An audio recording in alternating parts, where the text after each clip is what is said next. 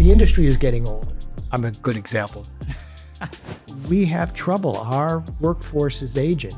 My feeling is the young kids who go into the trades today become the plumbers, become the electricians, become the carpenters. They're the ones who are going to make some serious money.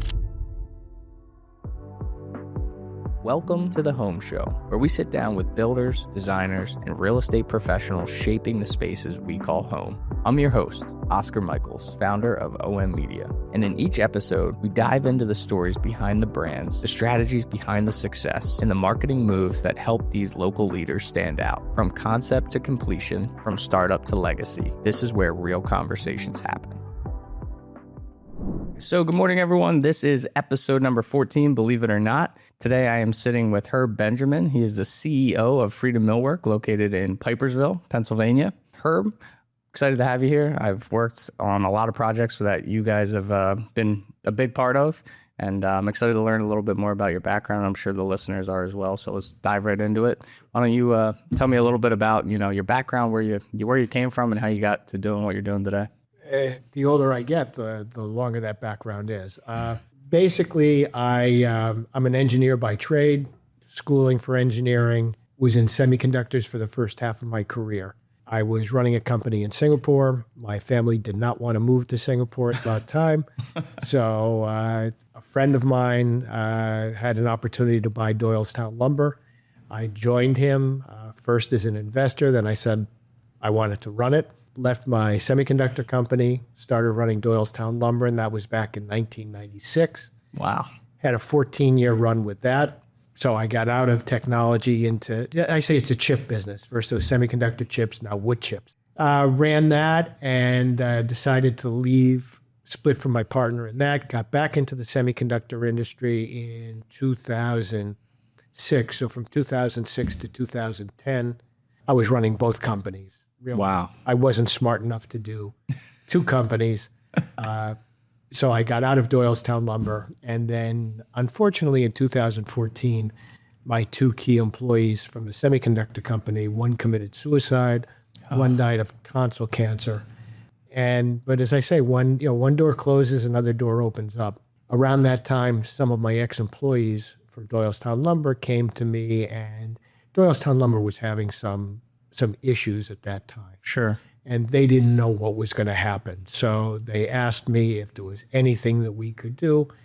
I kind of went through the numbers, put a business plan together, and that was the genesis of Freedom Millwork. Wow. And what year was that? We started at the end of 2013. I incorporated in May of 2014, and we opened the doors in September of 2014. Wow. Okay. And Freedom Millwork, what services are offered there? I know there's a lot of things going on, but what's like the bread and butter there versus, We're a full service millwork company. So we do custom cabinetry.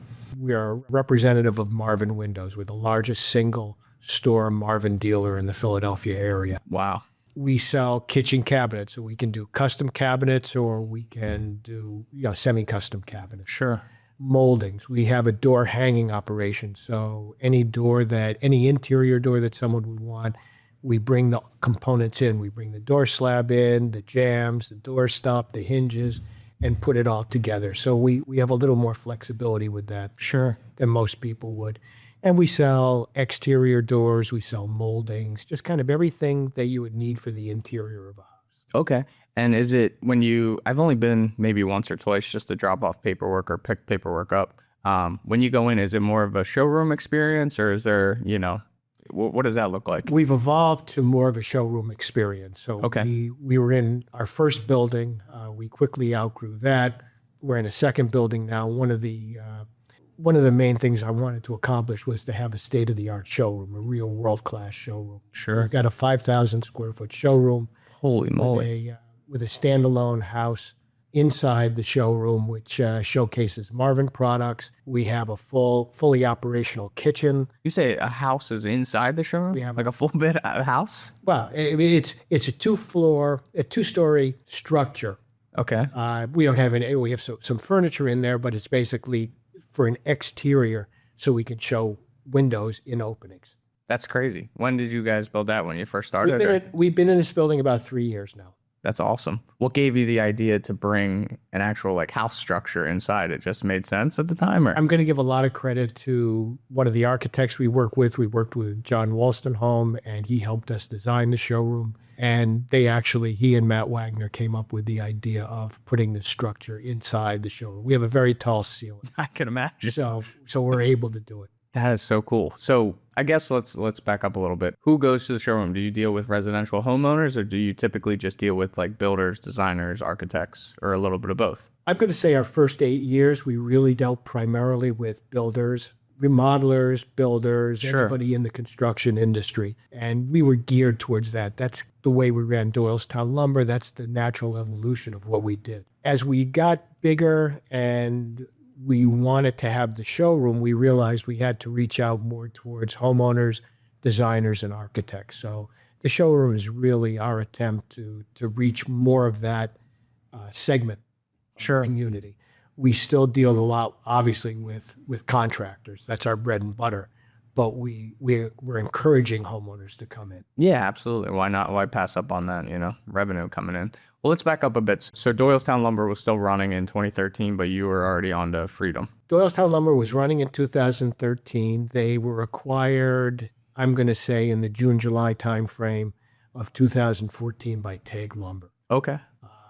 And I had a number of people that had contacted me prior to TAG taking over Doylestown. Sure.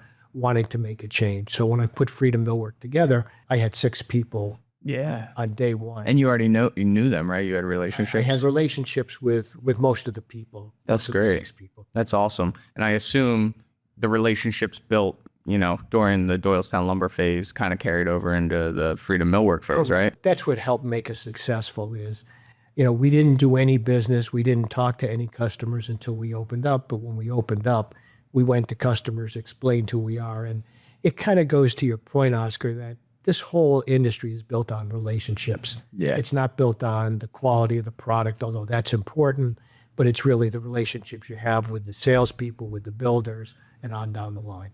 Yeah, I'm grateful for the relationships that I've built in the industry so quickly, and it's something I reflect on often, and just how it all filtered in, and like how all these people are so helpful, and they're not even really in my industry. I'm kind of in their industry and what we shoot, and it's just amazing how many people reach out a hand to help, whether it's a business question, a life question, and some of these people have become great friends. So my background, I don't know if you knew, I used to bartend in Buckingham area across from the Candlewick. It was called Heart of Oak Pub Bocce Restaurant.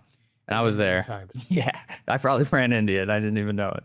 But I bartended down there I worked there for like 13 or 14 years. So I bartended, I would say probably 10 of those years. And so many of the contractors, they would come in with their families and, come in with their friends or other contractors and sit at the bar. Some of them still go there and do like mastermind networking groups on Fridays, and I'll run into them. For example, John Gemme, like I knew him as a bartender before I knew anything about him and his family. And him and Lizzie we just hit it off. They'd come in date night every Thursday. They get the kids a babysitter, and we'd hang out for hours, and they just became friends. And now I feel like they're family to me. It's an amazing relationship to have. And to your point, growing day by day and meeting all these new people, I just feel like becoming friends with my clients is the best way to go about business. And they ask me questions too, and I'm happy to help. I would never charge a consultation fee for what can I do with my marketing. It's like, let's have a conversation. Let's see how I can help, because you've given me so much help over the years. So, And I feel the same way. A lot of these guys that I know too, and I've had 30-year relationships with guys like John Gemme and James Maxwell and of course, and all these guys. So it's and they become friends, and that's the interesting thing about this is the relationships have morphed from a business relationship to more of a friendship to even going beyond. absolutely. It's crazy how it works, and that's something else that like kind of brings to my point is like learning to reflect was kind of hard for me in the beginning because I was so stressed out. We started right before COVID in 2017. And when I started my business, I was still bartending. So I was shooting all day long and then bartending all day. And I had, sleepless nights and all this workload. But I learned like I'd rather be busy than bored. And now like when I get stressed out, I just, take a deep breath, or I'm at the gym or in the sauna. I just think, man, what I would have paid to be this busy 10 years ago. It's just like, stop being so hard on yourself. You'll get through this. And it's It's so crucial to reflect on those moments. I tell people sometimes you've got to stop, turn around, and not look at where you've got to go and how much you still want to accomplish, but take a moment, look back, and see how much you've actually accomplished and where you've come from. And that puts everything into perspective. It's so true. And it's like the road in front of you can change. And if you, like you said, doors closed, doors open. But behind you, that road's never going to change. It already happened. And yeah, it's just so cool to take a look back on. But not to get off topic, I wanted to hop back into so where'd you go to school for college in semiconductor engineering? I started off at West Point. Okay. And for a little over a year at West Point, realized, and that was the height of Vietnam. I can see some military in you. Yeah. Realized that wasn't what I wanted to be. And I did want to be an engineer. So I ended up at Cornell, have an electrical engineering degree from Cornell. Went right out of college. I worked for IBM in their semiconductor facility. Wow. And then I got recruited into the semiconductor equipment industry. So all the stuff that you're hearing now about semiconductors and what's going on in Taiwan and reshoring operations into the United States, I was a part of that intimately for 15, 20 years. What made you want to go into that? Did you have a passion for building stuff like that in the electronics world, or you just kind of fell into it? I've always been into technology. I was a ham radio operator as a young kid. I've always liked math, technology. I loved electrical engineering. So, but I realized I wasn't the world's greatest engineer. So I kind of morphed into sales and marketing. All right. After that. Yeah, I mean, we all have to pivot at some point in life. So where did you grow up? Are you from this area originally, or? Born in New York, but I spent my formative years in Boston. All right. I do, even though I've been in the Philly area as long as I had lived in Boston, I still consider myself, sports-wise, a Bostonian. Oh, man, I was just about to ask, are you a Phillies and Eagles, Flyers fan? Well, I am. I'm certainly, if they're not playing the Red Sox, Patriots, or Celtics, I certainly am a Phillies fan. All right, we'll forgive him. Okay, but and they're playing in the American League or the American Conference, so my allegiances are still there, unless it's a Super Bowl or sure, understood. World Series. So you're diehard. I am. Do you have a favorite sport? No, I kind of like them all: basketball, baseball, football. Boston's had so many winning teams; it's hard. All right. How do you pick one sport? Fair enough. I played baseball my whole life, so I'm just diehard. I actually have a buddy that plays for the Phillies now that I grew up playing with. His name's Lou Trevino. Yeah, he's a pitcher. I'm not sure if he's in AAA again. He had an injury. I think he had Tommy John done, but great dude. And he was just so dedicated to the sport. And he's throwing he was throwing 100 mile an hour. Now he's throwing 96 or 95. Same. What's the difference, right? But yeah, it was just so cool to grow up with some of these guys that were just their work ethic. It was unbelievable. Some of us guys would go out and, be drinking beers on a Friday night. They'd be in bed and, back at it the next morning bright and early. And I feel like my sports background has really carried over into the business background. Just the organization, making sure things are done a certain way every time, the consistency, it really carried over for me. So I'm definitely grateful for that part of my background. I always try to tie in sports and my real life, because now I just play golf like a retired old man, but I tore my rotator cuff my junior year, and it felt like my dreams were ripped out from under me. But, again, doors closed, doors open. So what's trending this year coming up for 2026 in terms of design-wise, style cabinetry, style millwork that's coming out? Are you seeing a huge shift from years in the past of style, or do things kind of recycle throughout the decades? Or things recycle? I mean, the big one now, everybody's going more with the shaker style. Some people are, the slim shaker as opposed to the normal shaker. But it doesn't change much. This is kind of a unique area that we live in. It's very, very traditional. And we're seeing a little bit of transitional design come in. For sure. But we don't see a lot of modern design. It's not a Bucks County type of thing. Yeah, it's really not. It seems since COVID, from what I've seen boots on the ground wise, a lot of the New Yorkers or California people or even Miami, Florida area, people that moved to this area have started coming up with some more of those designs. But again, I think the traditional style is just, that Bucks County feel, and it will always be that way here. Well, and you've seen it a lot because of the work that you've done. But we find the New York City crowd, they're coming to Bucks County. They want the rural type of atmosphere, and they want the farmhouse look. Sure. So we're seeing a lot of people restoring old houses, doing a lot of work, but they want to keep that traditional. Yeah, it's like a nice mix of that traditional home with a lot of modern, attributes to it, whether it's the lighting aspects or, you know, redoing the kitchens and making it a little bit more modern. But yeah, for example, like we did the Hadid's like farmhouse when they before they moved there, and then when they were trying to sell, I don't know if they did or didn't. It was just unbelievable the amount of work that they did to the property. The before and after pictures were crazy, and it was just so beautifully done. And they definitely kept that Bucks County traditional vibe, even though, you know, world travelers, literally. They inspired like each piece of where they were from into that house, and, you know, the cottages on the farm. And it was just so cool to see. We were lucky to have done some of that. I could imagine. That's why I brought it up. But yeah, it was just unbelievable. And it's cool because a lot more people are moving to this area. You have Bradley Cooper that lives down the street over there. I think Zayn from One Direction is still in this area. And I'm sure there's many other famous people. Gigi is here. Yeah. I heard Ariana Grande bought a house up in Tinicum. Sure. So she's here now. Taylor Swift is a big one too. I'm not sure if that's accurate still or not, or if she's actively living where they say she bought. There's a lot of NDAs too, so there's a lot of NDAs. That's all I can say. Yeah, exactly. But yeah, it's cool. It's cool to see, you know, even with all these celebrities moving into the area, it's just like Bucks County will still be that small town charm. And I think you have a lot to do with that, and, you know, how these houses look, and, you know, the collaborations with, you know, the partners that you work with. It's just so cool to see. For example, Gemi's building a beautiful home on North Main Street, River Road, right there in New Hope. And his whole goal with building that house, even though he doesn't build, you know, custom houses, that's not like his specialty. He was saying he wanted it to feel like it was a timeless home, that it's always been there. And him and Period Architecture did just a fantastic job. Yeah. And I'm lucky enough to go and do progress shoots with John, and he gets to point out all the details. And it's just so cool how it all comes together. That's actually the first time I've ever experienced the like demolition, foundation pour to what it is now.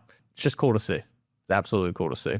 I wanted to talk a little bit about what's the best way for people to get in touch with you, whether they're on the homeowner side or the construction side. Is it better to call, email, set up a consultation, do a showroom walkthrough with you, a tour? It really depends on what someone is looking for. If they're just in the gestation periods of a project, set up an appointment, come into the showroom. We'll show you the type of things that we can offer. First question we always ask people is, do you have a contractor? Sure. You know, if you have a contractor, that's great. If you're looking for recommendations, there are times that we can help out with installation of cabinetry, things like that. Of course. But the best thing is, if it's a contractor, we would set them up with a salesperson, so there'd be a point of contact. We're set up a little bit differently. We have generalized salespeople. We have a few people that specialize just in windows, and we have 3 custom cabinet designers, and we have 3 kitchen designers. Okay. So depending on what somebody is looking for, we set them up with a designer. But that doesn't mean that if they're looking for multiple things, we'll put them in touch with the right person. So it's not just dealing with a generalist and seeing what they can do. Is we really want to focus in and give you the proper attention on exactly what you're looking for. Yeah, that makes sense. Say a homeowner brings in a designer, that like interior designer, do they like streamline the process to work with your designer? Is that usually a helpful tactic? Or Sure, we don't step on toes. We just had of course. We just had a client with the builder and an interior designer come in yesterday and talking about kitchen design, talking about windows, talking about their whole project. Sure. We don't want to step on anybody's toes, so we'll work intimately with the designer on that. They create some inspiration. We try to take that and lay it out. Yeah, and match your best products with their vision, right? That's very cool. What is the vision for Freedom Millwork in the upcoming years? What are you seeing? So you've owned a couple businesses. You have real life experience doing this. What are you doing? Do you have an exit strategy for yourself? Or are you trying to just let it ride out? You're going to sell the company? You're going to stay with it? What do you got in mind? My wife would like me to get out sooner rather than later. I love the business, and I don't have any immediate plans to leave. I still think Freedom Millwork has a lot of room to grow. I think there's a lot of areas that we can grow in. There's a lot of work. Installed sales is certainly something that we can work on. Working on commercial projects, we have specialized primarily in residential, and commercial is a big piece of the business, but it takes a different type of person to be an estimator.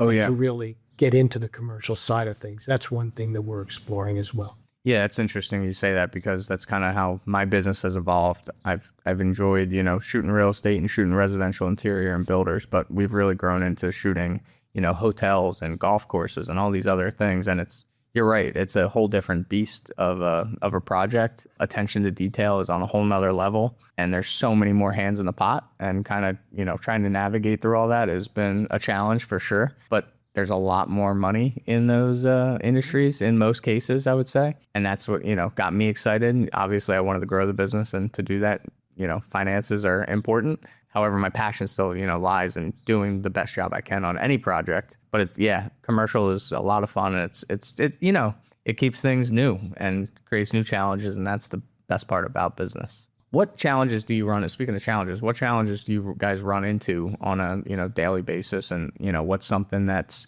always keeping you on your toes? The biggest challenge is hiring the right people. It's getting people who are qualified. The industry is getting older. I'm a good example of that. It's hard to find young kids today that want to get into the trades. It goes back to my parents' generation, where they were told you've got to get off the factory floor, go to college, get an education, get a white-collar job, become management, work your way up that way. And that worked kind of in the World War II, post-World War II era. My generation, the same type of thing. We weren't really given the option of not going to college. That was the way it was going to be. But what's happened is, and we vilified the trades. Oh, you're an electrician, you're a plumber, you're a carpenter. You're never going to be successful doing that. Seriously. Working with your hands. You want to work with your brain, not your hands. Now we're finding that you don't find kids in that. There's not a passion to do it. And we have trouble. Our workforce is aging. And that's not only our workforce, which is a supplier, but the people, the contractors, their workforce is aging as well. And it's hard for them to find people. My feeling is the young kids who go into the trades today become the plumbers, become the electricians, become the carpenters. They're the ones who are going to make some serious money. You're not kidding. It's so funny you say that. I show up to job sites and, a bunch of old dudes, and I feel odd man out. And I was just talking to a couple of the contractors that we had mentioned, and it's hard to find good help. Kids are, glued to their iPads and their phones, and they think they're going to become multimillionaire YouTubers. And it's so saturated now. And you're right. I was talking to, I forget who, but we were saying like the Votech school was just always frowned upon from like a high school standpoint. Like even when I was there, it was like that's where the bad kids go, or kids that don't want to be in school. Right. And it sucks to have that mentality and, portrayed and perceived throughout the schooling aspect that kids think it's dumb to work with your hands and, be able to build something. I have very minimal, building skills, but I love to do it. Like when I get a new tool at Home Depot, it's like Christmas morning. Like, Let's use this thing. I don't know how, but I'll learn. And it's exciting and fun. And I wish I would have had that like learning experience, but I went the tech side and I'm glad I did. But it's cool to be around these builders, and I learn stuff every day on the job. So they're like, yeah, Oscar, see how I do this? And I was like, all right, cool. It might help down the road. You never know. I have a ton of admiration for guys who can work with their hands. Yeah, I really do. They make things happen. They make things happen. They build the houses that we live in every single day. We just, show people what people build, which is cool.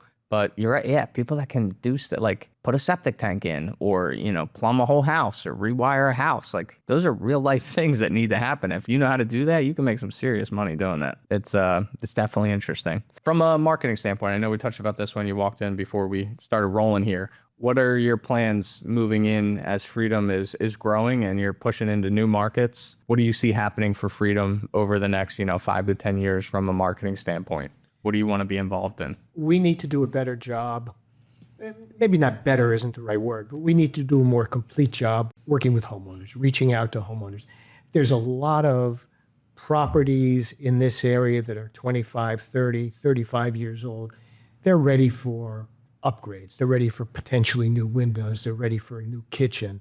They're ready for different things to happen in the house. And we don't want to rely just on the contractor base for that. It's great. Sure. And they'll bring customers to us, but we also want to reach out to the homeowner themselves. Hey, come in for a no pressure experience. Just see what you can do. Yeah, absolutely. Let's talk about some of those options. I feel like a lot of homeowners don't have the knowledge of what those things cost, and they might in their head have an astronomical number where you might be able to find, the right fit for them or the right. And also builders, they only bring in people that have usually larger projects, right? So maybe, Yeah, we deal with a lot of contractors, a lot of small remodelers that will do small projects. They'll do a bathroom, they'll do, a bookcase and, build or get a bookcase built and install it. We've dealt with everything from, a $250,000 row home in Philadelphia up to some of these mega projects that you're talking about in Bucks County. We want to create for lack of a better word, a safe space. There's one thing I learned when we first bought Doylestown Lumber is it was an old boys network. Sure. Women coming in, people who didn't understand about construction or really what they wanted, they were almost made to feel intimidated. Sure. And that was the first thing we did is we tried to flip that whole mindset of make people feel welcome. Don't intimidate people when they come in or make them feel stupid because you don't know what you're asking for. There's no worse feeling when you walk into a store and you feel dumb. Absolutely. You don't know what you're doing. You're already a little bit intimidated coming in here. You want to have people come in and make you feel warm. Yep. Hey, no problem. We'll take care of that. That's the kind of philosophy we had at Doylestown Lumber, and I've really tried to embrace that at Freedom Millwork. That's great. That's the first time I've heard someone, admit that out loud and saying like, shopping for big purchases or, middle of the road purchases sometimes can be intimidating, especially if you're going into a space that you know nothing about. For one example in my head is like going to buy a car sometimes. It's like, man, like now I feel like I've had so many leases over the years. Like now I know what to do and say and how to negotiate. But it's so true. It's just like high pressure sales, and they try and word you into stuff that you don't know, and it's like, why? Why are you doing this to me? Because they can. Yeah, it's terrible. So and you may buy a car or lease a car every 3 or 4 years, but these guys are doing 3 or 4 different deals a week. Yeah. So they're used to a different flow than you are, and it is easy to intimidate somebody. Yeah, they might not even realize that they're doing it. They're just doing what they were taught. The other side of that. Back to your experience and how it works for you. What is the process of when say a homeowner reaches out? How does that workflow go? So they reach out, they come in, you show them the showroom, and say, hey, we're going to do this project. They pick their selections. What kind of happens from there? Like timelines and like how the installation goes? I guess there's probably a number of ways, right? It can go any one of a number of ways, Oscar. So it really depends on what the project is, what they're coming in looking for. So the first thing we ask them is, what do you want to see? Sure. We have a contact form on our website. We get a lot of traffic through that. Sure. People will say, I'm looking to replace my windows, or I want to upgrade cabinets, or we also own a finishing operation, so I want to have my kitchen refinished. We're able to look at that, and someone will get back to. I typically will respond to the customer thanking them for reaching out to Freedom Millwork. Sure. And then I'll pass it on to to the proper people, and then we'll get in touch with them. It really is dependent on the project. Sure. Everything, custom cabinetry could be a 12 to 14 week lead time. Of course. Windows might be as little as 5 to 6 weeks, depending on the window you get. So it kind of varies. Okay. Depending on what you want to do. And then a lot of I assume like windows and maybe not the doors, but the windows, they have to be ordered in, or like, do you guys put them together there? How does that work? Windows we order in. We stock very little. Sure. We have a large inventory. Of course. But we don't have a large stock of manufactured products. Sure. We don't have a large stock of shingles. Sure. We don't have a large stock of many things because there's so many variables. There's so much customization. Of course. Do on a door, on an interior door, as an example. Yeah. That we have components and we'll put it together the way a customer wants, but we don't stock a lot of pre-hung doors. It's not like going into Home Depot. I was just about to say, you're not Home Depot. No, and finding a 2.6 door, and you say, okay, I'll take that one, and you put it on your truck. Sure. It may only take us a day or two to build it. Sure. But we're going to build it from scratch. Yeah. And that stands out. I mean, the products that I've shot, you can see the quality, and there's very, few companies that I can name and be like, I know who that is, or I can tell that was made with some TLC, which is, it's cool to see, I actually just did a project with John and Kelly, the Holson Home Associates over there for a project. I forget where it was, somewhere in Carversville or, over that way, Solebury. Beautiful kitchen that we submitted for the Wolf Awards. I'm not sure when that announces or if it came out yet or not, I but haven't heard anything about that. I'm hoping we get a W for you guys. I won one before when I submitted for another local builder, so it's cool to see everyone trying to jump in on that. Yeah, that specific kitchen was pretty cool. It was a nice white oak, and that was a little bit more in the contemporary style. Absolutely, and I love that. It's so cool. Again, like you never know what project you're gonna walk into. I mean, ahead of time before it's built, but I get there after it's built most of the time, and that's just like a wow factor every time. And people's ideas and design process is so left and right. Like you just never know what you're gonna see, and I love that about my job.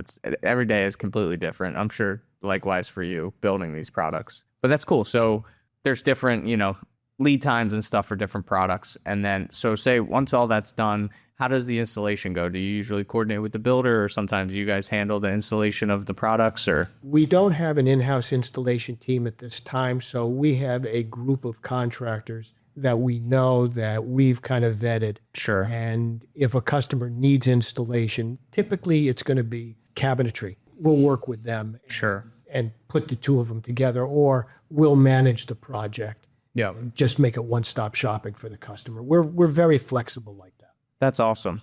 I mean, it sounds like just a great operation that you've grown from, the ground up, and people, must be blown away when they walk in there to experience that. It is. It's like the example I give is you have your kids and you watch them grow up and you don't see the day-to-day change. But it's when someone meets your kids and they see, oh, they're polite, they're this, and they make a nice compliment about it. That's the way I am about Freedom Millwork and our showroom and our people. I see everything every day. I realize where the warts are. I realize where we have to improve. But people walking in and what they see, it's something on a scale and a scope that's a little bit different than you would normally find. So we get a lot of people, just like you said, that walk into the showroom and say, wow, yeah, this is great. And I said, okay, thank you. That's awesome. Welcome. Yeah. That's so cool. So just to wrap things up, what is the best way to get in touch again? So you said, website. freedommillwork.net. Okay. That's the best way to get in touch with us. If you want to, people can call in. We'll take care of it with a phone call. It's really however you want to get in touch with us, or if you want to just stop by. We're open from, someone's there usually at 6 o'clock. Just come into the showroom. And That's we'll take care awesome. of you that way. We're not sticklers for one way of getting in touch with us. Sure. Yeah, I got to make it a point to stop in just to see this house that's built inside the showroom. That sounds awesome. I definitely want to take a look at that. So, Herb, it was great having you here. I really appreciate you taking the time. I know people and the listeners and watchers of this episode are going to be excited to pop in, and hopefully you get some business from this. This is the whole goal. This is I don't make money from this. I do it because it's a passion project. I love talking to people locally and watching businesses grow like yourselves from the ground up, and I'm trying to do the same thing myself. I've been in for almost 8 years now, which is crazy to say out loud and hear that. But it's cool to have a localized community that's so networked and well, together with everyone. And there's a lot of new people moving in. So the whole purpose of this is to share that knowledge with the people locally. And, we have new boomers moving out and the younger generations moving in that are going to want to be doing some of this work. Because the market right now is a little crazy from a real estate standpoint. Might be better to build and, remodel than move and, spend that chunk of change. But Herb, I really appreciate you being here. Thank you for showing up. And this episode will be live on YouTube, Spotify, and Apple Podcasts. And if you're looking to do a kitchen project or any type of millwork or windows or doors, as Herb had mentioned, give him a call, stop in the showroom, see that house that's built inside the showroom. I'm excited to see that. And until next time, Herb, thanks so much. Thank you very much. Appreciate it. Thanks for tuning in to The Home Show. I hope you enjoyed the conversation and found something you can take with you. If you like this episode, be sure to follow us and subscribe on Spotify, Apple Podcasts, and YouTube. And if you're a local leader in the real estate, design, or construction industry and want to share your story, visit om-media.com to apply to be a guest. Until next time, remember, you can't go home without OM.